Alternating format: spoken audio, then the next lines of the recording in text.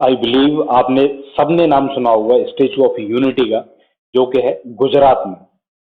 इसके आगे मध्य प्रदेश में एक और statue on the lines of statue unity बना दी गई है। इसका नाम है स्टेचू ऑफ वननेस। किसकी प्रतिमा? अद्वैतवाद की ये प्रतिमा है। इसको हम एक्सप्लोर करेंगे।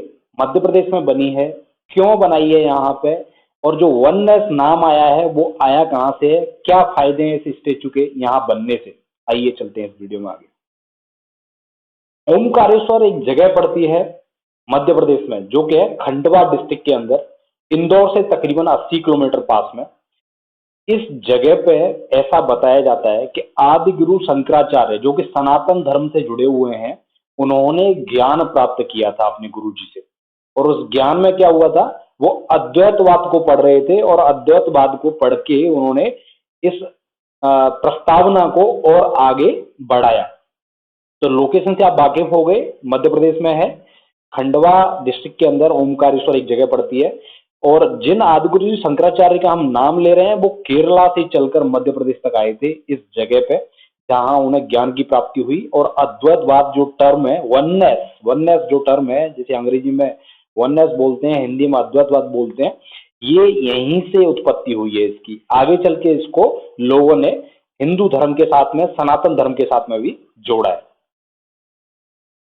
तो समझ लीजिए कि स्टेज ऑफ वननेस है, इसमें वननेस जो है उसका मतलब क्या है, अद्वैत, अद्वैत का मतलब क्या है।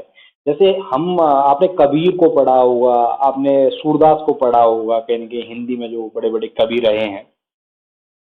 अद्वैतवाद का कहना है कि चीजें दो नहीं है। द्वैतवाद जैसे बोलता है कि प्राणी और ईश्वर दो चीजें हैं, अद्वैतवाद बोलता है कि नहीं, प्राणी ईश्वर अलग अलग नहीं है, ये एक ही है। हमने इस मटेरियल वर्ल्ड में अपनी चीजें क्रिएट कर ली हैं।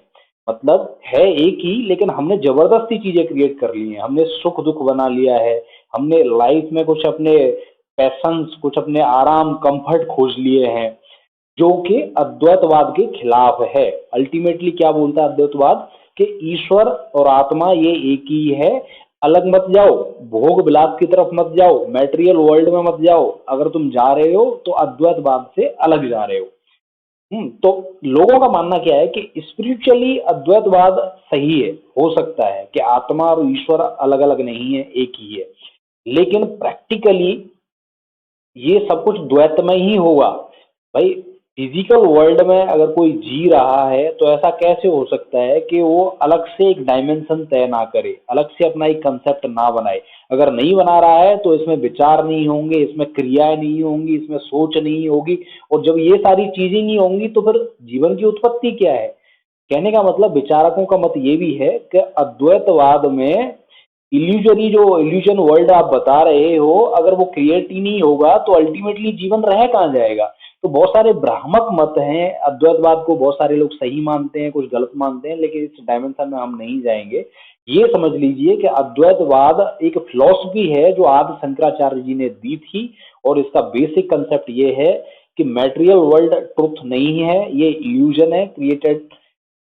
असत्य क्या है? सत्य, सत्य है आपका ईश्वर और जो आत्मा है उसका मिलन है, वो सत्य है। ठीक है, भोग विलास सत्य नहीं है, ये कंसेप्ट है बेसिकली।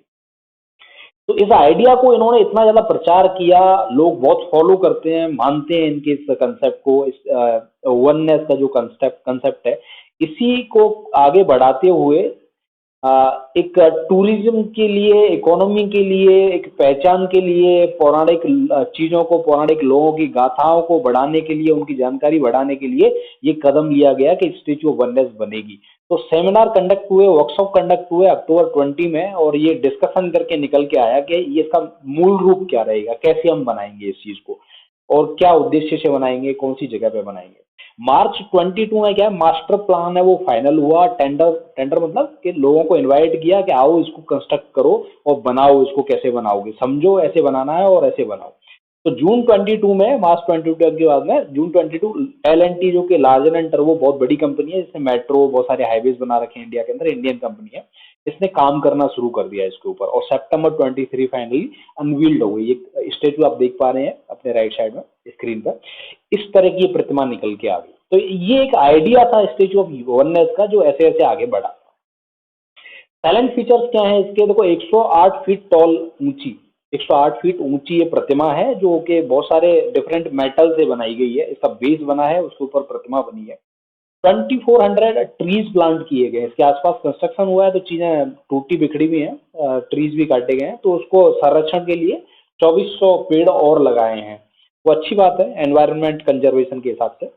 और टोटल लाइफ इस स्टेचू की बताई जा रही है 500 ईयर्स, 500 साल तक ये खड़ी रहेगी, ज्यादा भी रह सकती है लेकिन ये अभी बताया गया है।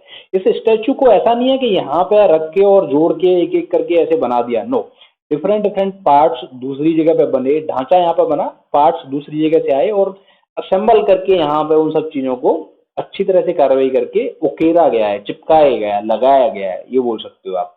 तो यहीं पे ये सारी चीजें नहीं हुई, किसी लैब में किसी डिफरेंट जगह पे ये सारी चीजें बनी हैं, जो मुंह हाथ पैर आप देख पा रहे हैं, यहाँ सिर्फ ढांचा बना है, उसको बाद में आके सेट किया गया।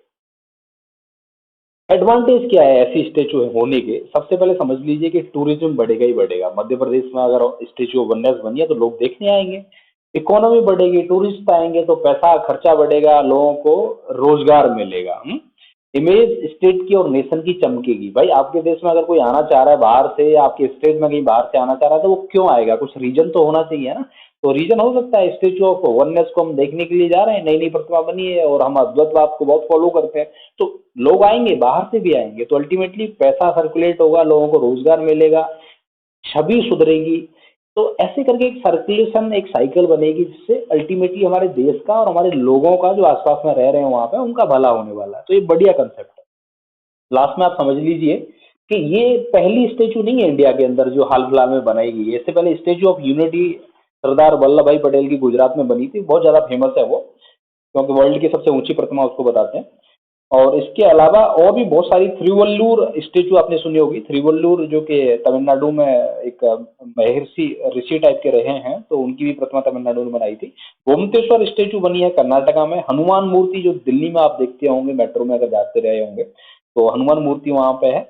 और मुरुगन स्टेचू है जो तमिलनाडु में, अगेन ऐसे करके शिवा शिवा ऑफ मुर्दुश्वर ये कर्नाटका में है।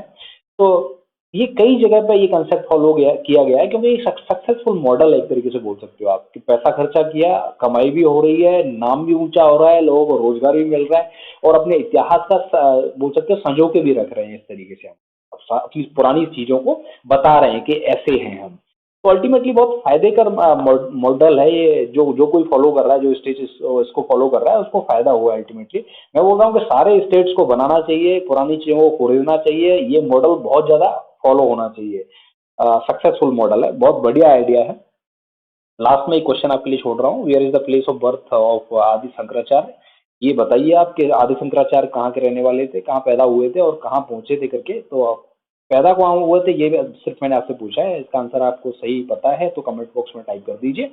और ऐसे ही कंसेप्ट पे, ऐसे ही टॉपिक्स पे अगर आप वीडियो पसंद करते हैं तो बने रहिए हमारे साथ स्कोरमेट के चैनल पर। तो थैंक्स फॉर वॉचिंग।